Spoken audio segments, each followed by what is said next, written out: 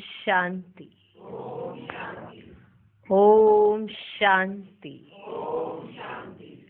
आज की तारीख है 21 नवंबर 2016। साकार महावाक्य।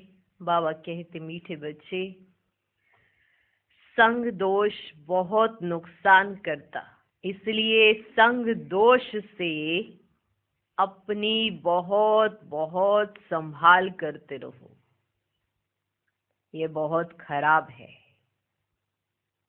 किसका संग अच्छा है, किसका बुरा, ये आत्मा को पता होता है। ये निर्णय आत्मा स्वयं करती है कि उसे किसका संग करना है। अच्छे का, बुरे का, यही उसके कर्म बन जाते हैं। अच्छे का करे तो अच्छे कर्म, बुरे का करे तो बुरे कर्म। अगर संग भी कर लिया बुरे का तो उसका दोष तो आएगा ही आएगा। कई कहते हमने कुछ नहीं किया, लेकिन संग तो बुरा किया तो उसका दोष तो आएगा ही आएगा। इसलिए हमें संग कैसा करना है, इसके लिए भी कैसा संग करना है, कैसा नहीं करना है, जो बुद्धि मिली है उससे सोचे तो सही। बुद्धि मिली है ना, दिव्य बुद्धि, तो उस पर सोच चलाएं कि हम किसका संग कर रहे हैं, अच्छे का या बुरे का। अच्छे का संग कर रहे हैं तो आपके चरित्र का निर्माण होना अच्छा शुरू हो जाता है। आपके अंदर संस्कार अच्छे आने शुरू हो जाते हैं। बुरे का करेंगे सब बुराइयां आने शुरू हो जाती है। और बुराइयां आते आते ये नहीं लगता कि हमारे में बुराई आ रही है, ऐसा लगेगा कि हम राइट हैं, बाकी सब रॉन्ग हैं। तो ये बुराई का संग करने से ऐसे लक्षण आने लगते हैं। तो संग दोष बहुत नुकसान करता है। संग दोष के कारण ही आत्मा अपने ओरिजिनल संस्कारों को पहचान नहीं पाती है। जो उसकी अपनी ओरिजिनलिटी होती है उससे कई कोसों दूर हो जाती है। हर आत्मा में ओरिजिनल संस्कार है ना, वो उससे बड़ी दूर हो जाती है। क्योंकि संग दोष, माया का संग, अब ये माया कहाँ है तो आत्माओं के साथ ही ना। अब ये परखना पड़े कौन सी आत्मा माया के वशीभूत है और कौन सी आत्मा ने माया को जीता हुआ है। तो संग दोष बहुत बहुत नुकसान करता है ना। ऐसे ऐसे विचार आने लगेंगे अलग अलग तरीके के। ऐसे माना जैसे आसुरी विचार होते हैं ना, वो भी आ जाएंगे और भगवान को कुछ समझेंगे भी नहीं। भगवान का भी निरादर करते देरी नहीं लगाएंगे तो समझ जाना चाहिए हम कहीं संग दोष के शिकार तो नहीं हो गए, कहीं हमारे ऊपर संग दोष का प्रभाव तो नहीं पड़ गया है। क्योंकि दो ही होते हैं, या तो आप अपना प्रभाव डालोगे या किसी और का प्रभाव आपके ऊपर पड़ेगा। दो ही बातें होती है। तो दोनों में से मजबूत कौन है, ये तो जब लक्षण दिखाई पड़ते हैं तभी समझ आता है। किसी ने संत का संग किया तो सत्संगी बन गया, किसी ने असुर का संग किया तो आसुरी बन गया। तो ये कैसे उसने संग किया है, किसका संग किया है, तो ये लक्षण दिखाई पड़ते हैं। तो उन लक्षणों से दिखाई देता है कि ये संग किसका है। तो दो आत्माएं आपस में रहती है, एक दूसरे का संग दोनों को है ना।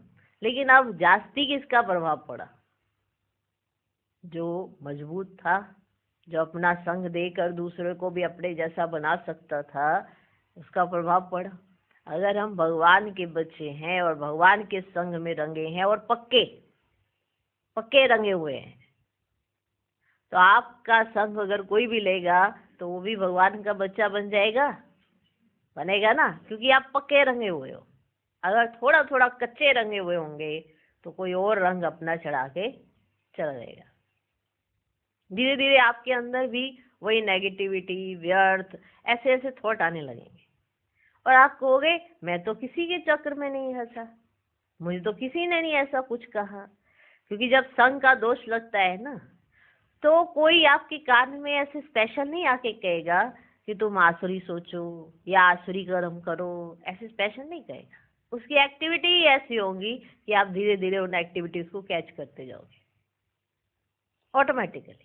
फिर अगर कोई आपसे आके ये कह दे कि आपके तो रंग ही बदल गए हैं, आप तो आंसुई हो गए हो, तो आप कहेंगे मैं थोड़ा किसी के सिखाए पर चलो, मैं तो अपनी मर्जी से चलो।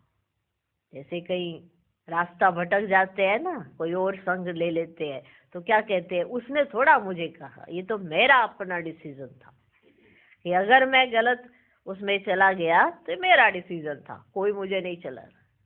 लेकिन संग का रंग तो लगा, और ये संग दोष बहुत बहुत खराब है, भगवान से दूर कर देता है।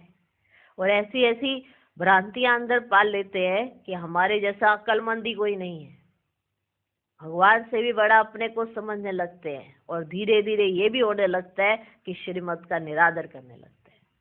श्रीमत कहाँ से मिल रही है कहाँ से नहीं, उन्हें कोई मतलब ही नहीं, अपने मनमोजी हो जाते हैं। तो साफ समझ आता है कि ये संग दोष में फंस गए, सब पता चल रहा होता है, क्योंकि ये अपना प्रभाव ना डालकर किसी और के प्रभाव में आ गए हैं। इसीलिए संग दोष बहुत बहुत खराब है, बहुत बहुत खराब है। कौन मजबूत है कौन कमजोर है, ये तो संग का रंग लगने से पता चलता है। किसी का रंग इतना अच्छा चढ़ जाता है कि परमात्मा के नजदीक पहुंच जाते हैं, तो सब कहते हैं इनका संग करो। और किसी का संग ऐसा डुबो देता है कि सब कहते हैं कि इनसे दूर रहो। बच्चे सुनते नहीं है, क्या कहते हैं, नहीं नहीं हमारे को तो यही हमारा मित्र बहुत पसंद है, क्योंकि जो गलत काम सिखाएगा वो फालतू की तारीफ भी करेगा, क्योंकि अभी तो तारीफ होगी, फिर बाद में किसी तारीफ के लायक नहीं रहेंगे, कोई महिमा नहीं करेगा, बदनामी हासिल होगी। इसीलिए संग दोष इसमें फंसना नहीं है, ये बहुत बहुत नुकसानकारक है। ये समझ हमें मिली है किसका संग करना है किसका नहीं। तो जिसका संग आपको खराब करे उसका संग कभी मत करना। जिसके संग के कारण आपकी वृत्ति दूषित हो जाए उसका संग कभी मत करना। ये निर्णय आप स्वयं ही करते हो कि आपको किसका संग करना है किसका नहीं। इसलिए संग दोष बहुत नुकसान करता, इसलिए संग दोष से अपनी बहुत बहुत संभाल करते रहो, ये बहुत खराब है। तो इस पे विचार भी करना कि ये संग दोष क्या है, कहीं मैं किसी के ऐसे प्रभाव में तो नहीं हूँ, क्योंकि थोड़ा थोड़ा पड़ता है ना प्रभाव, और थोड़ा थोड़ा प्रभाव भी आत्मा को कहीं ना कहीं अपनी ओरिजिनलिटी से दूर कर देता है। तो आप अपनी ओरिजिनलिटी में हो या किसी के प्रभाव में हो, ये चेकिंग आपको स्वयं करनी पड़ेगी। ठीक है। आज का प्रश्न, 3 प्रकार का बचपन कौन सा है? किस बचपन को कभी भी नहीं भूलना? उत्तर, एक बचपन लौकिक माँ बाप के पास जन्मते ही मिला, दूसरा बचपन गुरु के शिष्य बनने पर हुआ, और तीसरा बचपन लौकिक माँ बाप को छोड़ अलौकिक माँ बाप के बने। अलौकिक बचपन अर्थात ईश्वर की गोद के बच्चे ईश्वर के बच्चे बने, अर्थात मर्जीवा बन गए। इस अलौकिक बचपन को कभी भी भूलना नहीं। अगर भूल गए तो बहुत रोना पड़ेगा। रोना अर्थात माया की चोट खाना, रोना अर्थात माया की चोट खाना। क्योंकि कई बच्चे अपने इस बचपन को भूल वापस माया के पास चले जाते हैं, कहते हम चल नहीं सकते। तो वहां चल सकते थे, माया की नगरी में चल पा रहे थे, वहां तो सांस भी नहीं आ रही थी। आज चलते हो, गिरते उठते बैठते संभलते, परमात्मा आपको अपनी गोद में उठाए लेकर चलते, फिर भी कई ऐसा सोच लेते हैं कि माँ बाप का हाथ छोड़ हम कहीं और चले जाएं। तो उन्हें रोना पड़ता है। क्या करना पड़ता है? रोना पड़ता है। इसीलिए ये बचपन तो कभी भी भूलना नहीं। इसलिए गीत है, बचपन के दिन भुला ना देना, आज हंसे कल रुला ना देना। ओम शांति। मीठे मीठे रूहानी बच्चों ने गीत का अर्थ समझा। बचपन 3 प्रकार का है, एक लौकिक बचपन, दूसरा है निवृत्ति मार्ग का, वे भी घर बार छोड़ जीते जी मरकर गुरु के अथवा सन्यासियों के बनते हैं। वे उनका बाप नहीं है, वे गुरु के बनते हैं, उनके साथ रहते हैं। वे भी जीते जी मरकर जाए गुरु के बनते हैं, जंगल में चले जाते हैं। तीसरा है तुम्हारा ये वंडरफुल मरजीवा जन्म। ये है तुम्हारा वंडरफुल मरजीवा जन्म। देखो, हम कोई घर बार नहीं छोड़ते हैं, घर बार में रहते हुए उस बाप के बनते हैं, वो घर बार छोड़कर गुरु के बनते हैं। तुम्हारा ये वंडरफुल मरजीवा जन्म, एक माता पिता को छोड़ दूसरे माता पिता के बनते हो। ये है रूहानी माता पिता। तुम्हारा ये मरजीवा जन्म है, ईश्वरीय गोद में रूहानी जन्म, ईश्वरीय गोद में रूहानी जन्म। तुम्हारे से अब रूहानी बाप बात कर रहे हैं। वे सब है जिस्मानी बाप, ये है रूहानी बाप। इसलिए गाते हैं ना, बाप का बनकर मरजीवा बनकर फिर भूल न जाना, फिर भूल न जाना। शिव बाबा है ऊंचे से ऊंचा भगवान। जब कोई गीता आदि पर डिबेट करते हैं ना, तो पहले पहले ये बात पूछनी है कि ऊंचे से ऊंचा भगवान कौन है। ब्रह्मा देवताए नमः, विष्णु देवताए नमः कहते, फिर कहते शिव परमात्माए नमः। वे सभी धर्म वालों का बाप है। पहले पहले ये बात समझानी है, वे ऊंचे से ऊंचा बाप एक है। ब्रह्मा विष्णु को कोई गॉडफादर नहीं कहेंगे। पहले ये पक्का कराओ कि गॉडफादर एक है, निराकार है वे, जिसको क्रिएटर भी कहते हैं, पतित पावन भी कहते हैं। बाप से तो जरूर वर्षा मिलेगा। ये ख्याल करो, बेहद के बाप से वर्षा किसको मिला? बाप है नई दुनिया का रचने वाला, उनका नाम है शिव। शिव परमात्मा नमः कहते हैं ना, उनकी जयंती भी मनाते हैं। वही पतित पावन रचयिता नॉलेजफुल है, फिर सर्वव्यापी की बात उड़ जाती है। उनकी महिमा है कर्तव्य पर। पास्ट में जो कर्तव्य करके जाते हैं उनकी महिमा गाई जाती है। ऊंचे से ऊंचा है बाप, उनको लिबरेटर भी कहते हैं, रहम दिल, दुख हरता, सुख करता भी कहते हैं, गाइड भी कहते हैं। कोई नए स्थान पर जाते हैं तो गाइड को साथ ले जाते, विलायत से आते हैं तो उनको गाइड यहाँ का देते हैं ना, सब कुछ दिखलाने के लिए। तीर्थ यात्रा पर ले जाने वाले पंडे होते हैं। अब बाप को गाइड कहते हैं तो जरूर गाइड किया होगा, गाइड कहते हैं तो जरूर गाइड किया होगा। सर्वव्यापी कहने से सारी बात ही खत्म हो जाती है। पहले पहले ये समझाओ कि सबका बाप एक है, सबका बाप एक है। सर्वशास्त्र शिरोमणि है गीता, वे भगवान की गाई हुई है। उनको सिद्ध कर लिया तो उनके बाल बच्चे सब झूठे सिद्ध हो ही जाएंगे। पहले पहले सच्ची गीता का सार सुनाना चाहिए। शिव भगवान हुआ। अब शिव बाबा के चरित्र क्या होंगे? वह तो सिर्फ कहते हैं मैं इस शरीर का आधार ले तुमको पति से पावन बनाने का रास्ता बताता हूँ, बच्चों को राजयोग सिखलाने आता हूँ। इसमें चरित्र क्या करेंगे? ये तो बुजुर्ग है, सिर्फ आकर बच्चों को बढ़ाते हैं, पतित को पावन बनाने राजयोग सिखलाते हैं। तुम सत्युग में जाकर राज्य करेंगे, तुमको वर्षा मिलता है, बाकी सब आत्माएं मुक्ति धाम निराकारी दुनिया में होंगी। ये बिल्कुल सहज बात है, ये बिल्कुल सहज बात है। भारत में देवी देवताओं का राज्य था, एक ही धर्म था। अभी कलयुग में कितने ढेर मनुष्य हैं, वहाँ बहुत थोड़े होते हैं।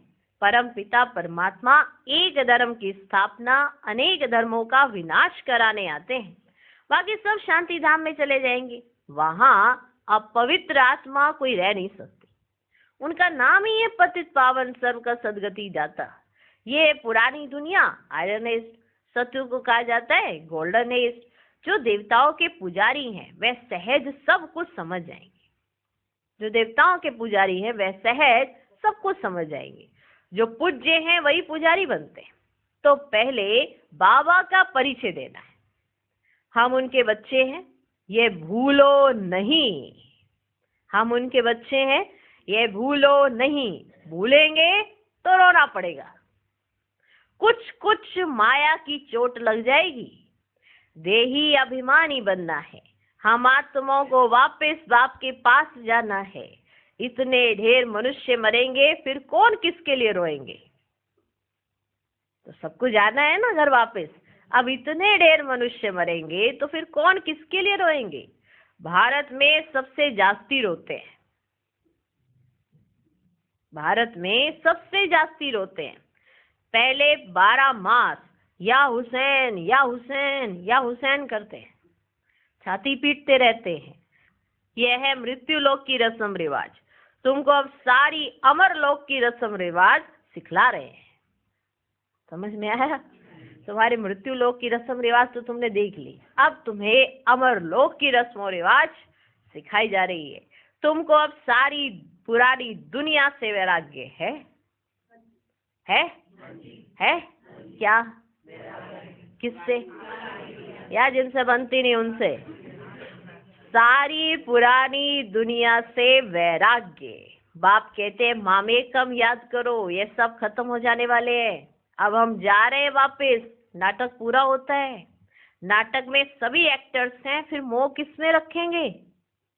नाटक में तो सभी एक्टर्स हैं ना, फिर मोह किसमें रखेंगे? समझते हैं इनको जाकर दूसरा पार्ट बजाना है। रोने की क्या दरकार है? हर एक का पार्ट नूंदा हुआ है। जैसे बाप ज्ञान का सागर, आनंद का सागर, प्यार का सागर है, तो बाप को फॉलो कर ऐसा बनना है। सागर से नदियां निकलती हैं, सब नंबरवार है। कोई अच्छी वर्षा करते हैं, खूब आप समान बनाते हैं, अंधों की लाठी बनते हैं।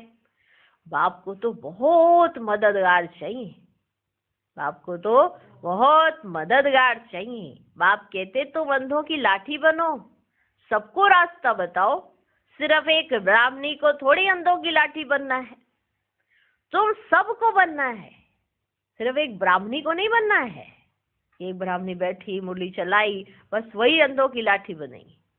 सबको बनना है। तुमको ज्ञान का नेत्र, वो भी तीसरा नेत्र मिला है। इसको कहा जाता है तीसरा नेत्र मिलने की कथा। दिव्य नेत्र है आत्मा के लिए। मनुष्य तो कुछ भी समझते नहीं, बिल्कुल तुच्छ बुद्धि हो गए। भारतवासी ये नहीं जानते कि हमारा धर्म किसने स्थापन किया। बाप का जन्म भी यहाँ ही होता है, शिव जयंती भी मनाते हैं ना, फिर सर्वव्यापी कैसे हो सकता? बाप और रचना को दुनिया में कोई नहीं जानते। ऋषि मुनि सब नेति नेति करते गए।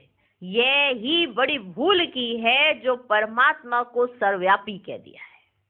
इसीलिए ये बात क्लियर नहीं हो पाती कि वो आएंगे। उनको क्या कह दिया है? सर्वव्यापी। ये बहुत बड़ी भूल कर दी है।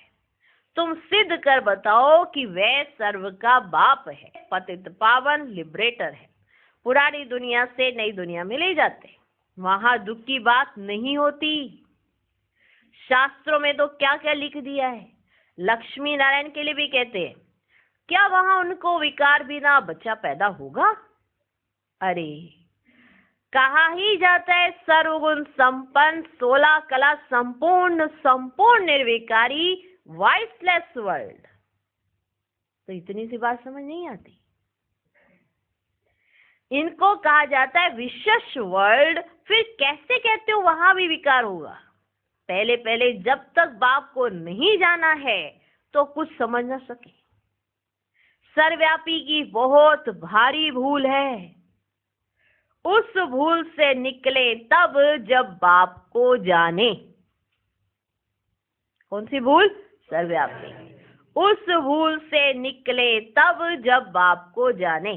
निश्चय करें कि बाबा हम आपके फिर से बने हैं, आपसे राज्य भाग्य लेने के लिए। शास्त्रों में तो क्या क्या लिख दिया है। लक्ष्मी नारायण को दिखाते हैं सतयुग में, और बचपन के राधे कृष्ण को फिर द्वापर में ले गए। लक्ष्मी नारायण सतयुग में, और जो उनका बचपन है वो द्वापर में। अब कृष्ण तो था स्वर्ग का प्रिंस। फिर कृष्ण के जन्म बाय जन्म फीचर्स तो बदलते जाते हैं। एक जैसे फीचर्स तो कभी हो ही ना सके। ऐसे थोड़ी कृष्ण फिर उन्हीं फीचर से द्वापर में आ सकता है, इम्पॉसिबल है। ऐसे नहीं कि श्री कृष्ण उसी फीचर्स के साथ फिर से द्वापर में आएंगे, इम्पॉसिबल है। तुम जानते हो हम असल में वहां के रहवासी हैं, मूल वतन के। फिर हमारा स्वीट साइलेंस होम है, जिसके लिए भक्ति करते हैं, कहते हैं हमको शांति चाहिए। आत्मा को ऑर्गन्स मिले हैं पार्ट बजाने के लिए, फिर शांति में कैसे रहेंगे? आत्मा को ऑर्गन्स मिले पार्ट बजाने के लिए, फिर शांति में कैसे रहेंगे? शांति के लिए ही हठ योग सीखते हैं, गुफाओं में जाते हैं। एक मास कोई गुफा में बैठा तो क्या उनके लिए वह शांति धाम है? अगर वह एक मास किसी गुफा में बैठ गया तो क्या वह उनके लिए शांति धाम है? शांति तो अपने अंदर आनी चाहिए ना। अगर आपको कहीं अकेले बिठा भी दिया जाए और आपके अंदर बहुत सारे संकल्प चल रहे हैं तो वहां शांति कहाँ है?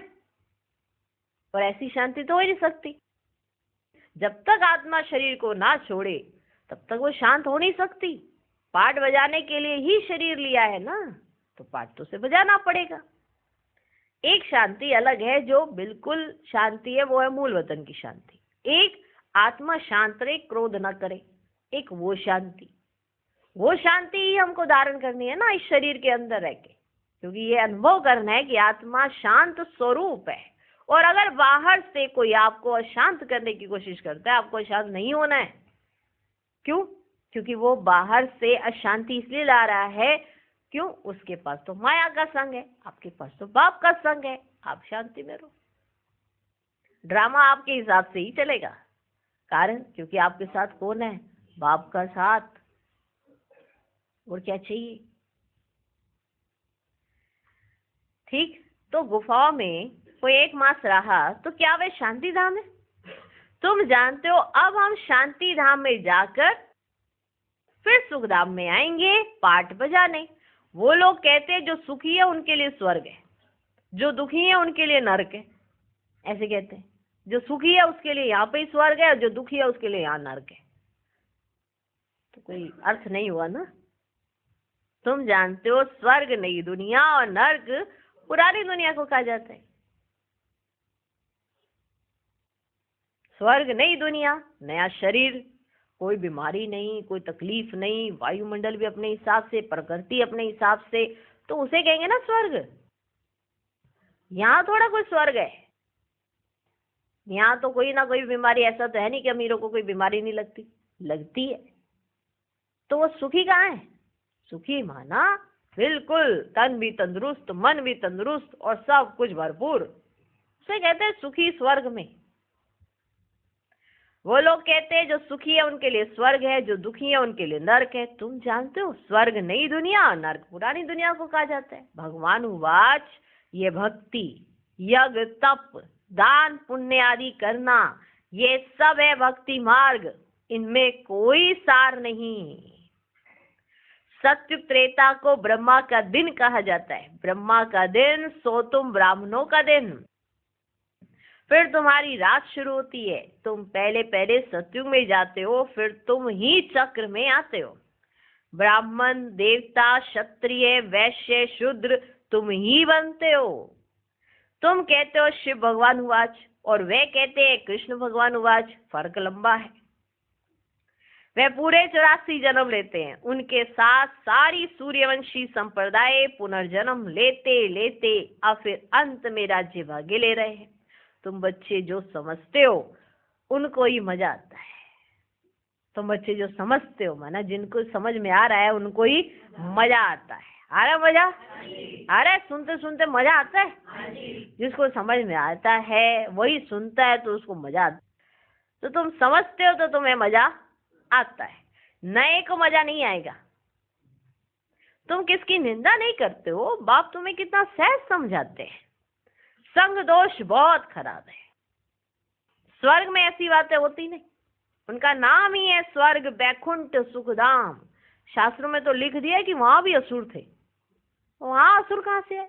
वो तो स्वर्ग है। अगर वहां भी असुर तो वो भी तो कलयुग ही हो गया।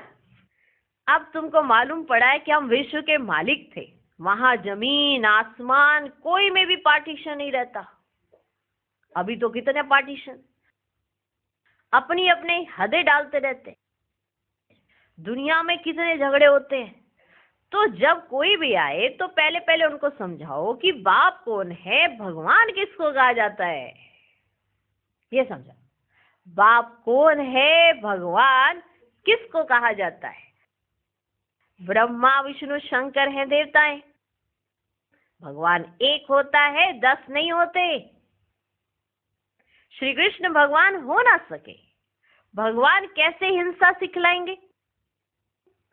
भगवान उवाच का महाशत्रु है, उन पर जीत पाने के लिए प्रतिज्ञा करो, राखी बांधो।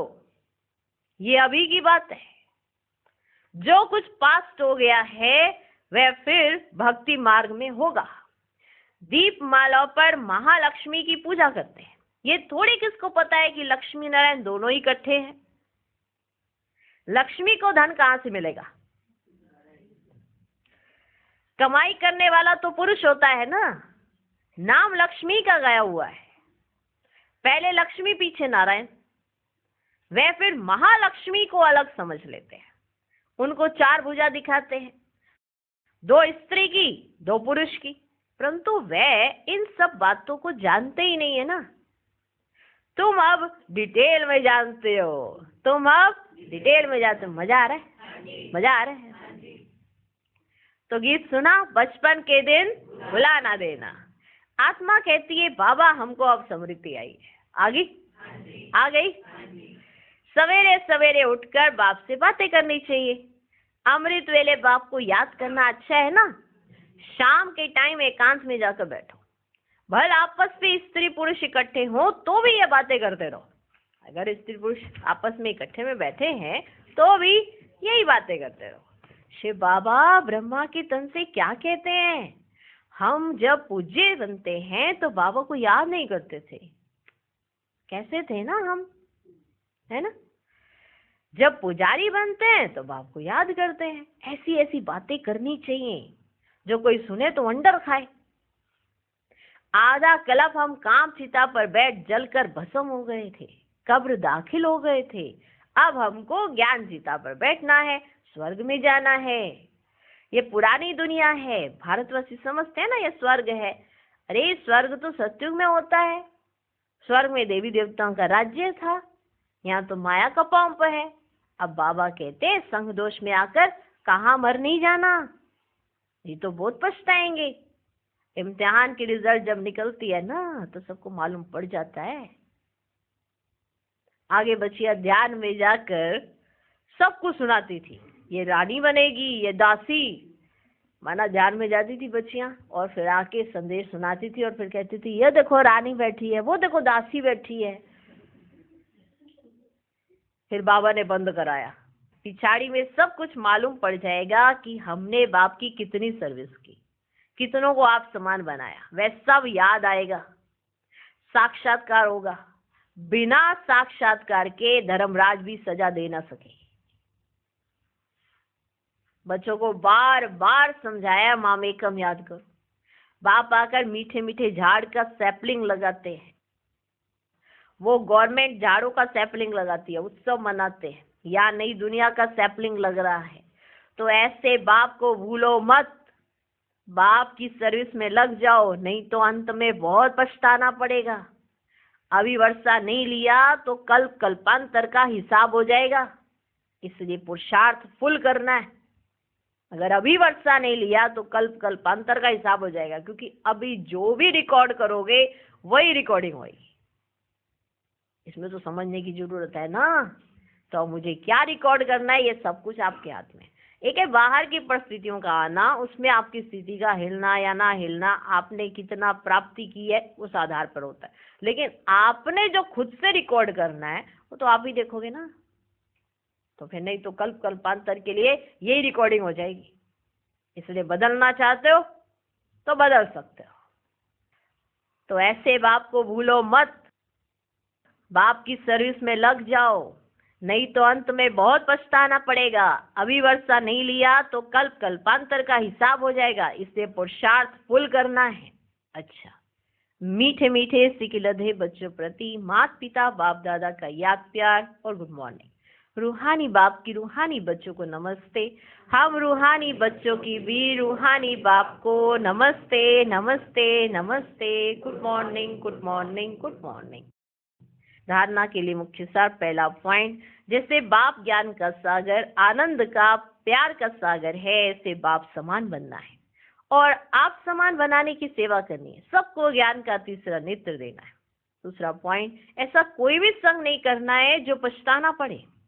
संग दोष बहुत खराब है, इसलिए अपनी संभाल करनी है। बाप से वर्षा लेने का पूरा पुरुषार्थ करना है। आज का वरदान, कर्म करते हुए कर्म के बंधन से मुक्त रहने वाले सहज योगी स्वतः योगी भव। जो महावीर बच्चे हैं उन्हें साकारी दुनिया की कोई भी आकर्षण अपनी तरफ आकर्षित नहीं कर सकती। वे स्वयं को एक सेकंड में न्यारा और बाप का प्यारा बना सकते हैं। डायरेक्शन मिलते ही शरीर से परे अशरीरी, आत्म अभिमानी, बंधन मुक्त, योग युक्त स्थिति का अनुभव करने वाले ही सहज योगी, स्वतः योगी, सदा योगी, कर्म योगी और श्रेष्ठ योगी है। वे जब चाहे, जितना समय चाहे, अपने संकल्प श्वास को एक प्राणेश्वर बाप की याद में स्थित कर सकते हैं। आज का स्लोगन, एक रस स्थिति के श्रेष्ठ आसन पर विराजमान रहना, यही तपस्वी आत्मा की निशानी है। ओम शांति।